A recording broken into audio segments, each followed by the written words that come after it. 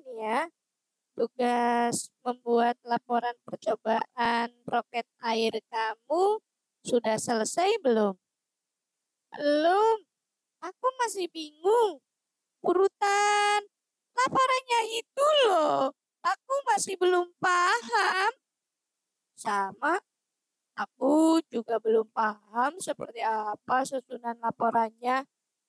Bagaimana kalau kita tanyakan ke guru bahasa Indonesia? Ayo kita temui beliau. Beliau pasti paham cara yang benar menyusun teks laporan. Assalamualaikum warahmatullahi wabarakatuh. Apa kabar anak-anak? Semoga kalian dalam keadaan sehat dan baik ya. Nah, bagaimana? Sudah siap belajar pada pagi hari ini? Ya, saya harap kalian semua siap ya. Nah, pada pertemuan yang lalu kalian sudah belajar menyimpulkan teks laporan percobaan. Nah, pada pertemuan kali ini kita akan melanjutkan pada menelaah struktur dan kebahasaan teks laporan percobaan.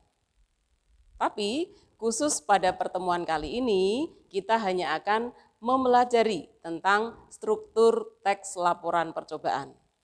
Sedangkan untuk menelaah kebahasaannya akan kita pelajari pada pertemuan yang berikutnya.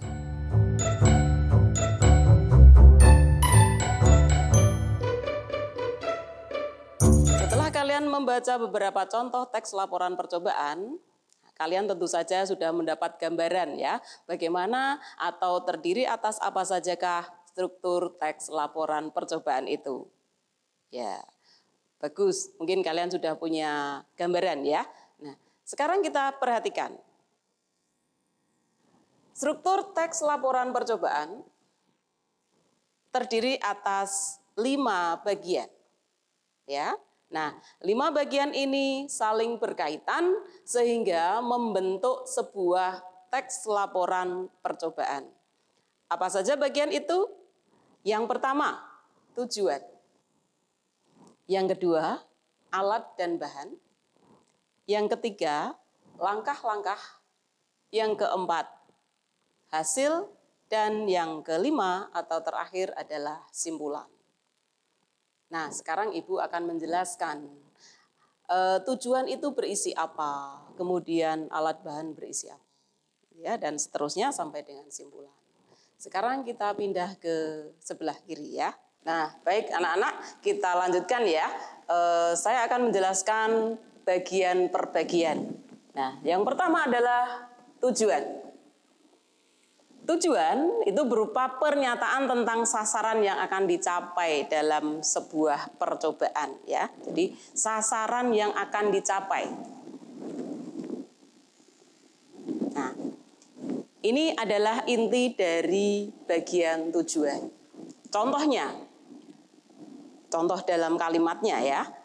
Agar kita lebih kreatif dan inovatif dalam membuat mainan, terutama slime, kita dapat membuat slime di rumah sendiri dan seterusnya gitu ya. Itu tadi bagian tujuan ya.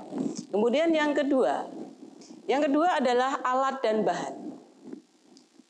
Ada 2 komponen di sini yaitu alat. Alat itu adalah media yang digunakan untuk mengelola atau mengolah bahan dalam percobaan. Nah, contohnya sendok, gelas, ukur, baskom, dan lain-lain ya. Yang jelas ini nanti tidak berubah bentuk ya, tidak berubah, mengalami perubahan bentuk. Kemudian yang kedua adalah bahan. Bahan adalah zat atau materi yang akan dimanfaatkan dalam proses pembuatan sesuatu ya. Jadi nanti akan dibentuk oleh alat. Contohnya apa? Contohnya lem, sampo, air, itu yang nanti akan diolah dalam percobaan.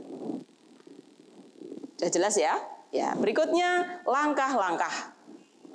Langkah-langkah ini berupa prosedur, tahap-tahap.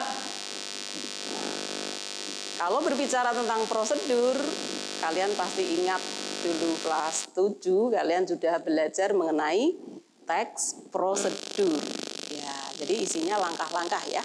Nah, dalam langkah-langkah ini setiap langkah atau setiap proses harus urut ya, harus urut sesuai dengan yang harus dilakukan supaya tujuan dari percobaan tercapai. Nah, ini. Nah, dalam langkah-langkah ini biasanya urutannya itu diberi nomor ya.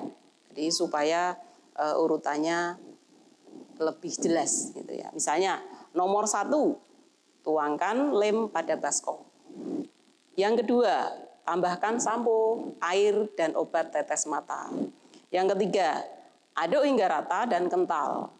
Yang keempat, tambahkan bahan nomor 2 sampai mendapatkan kekentalan yang diinginkan. Yang terakhir atau yang kelima, slime sudah siap digunakan. Nah, ini urutan. Ya. Angka ini menunjukkan urutan atau proses.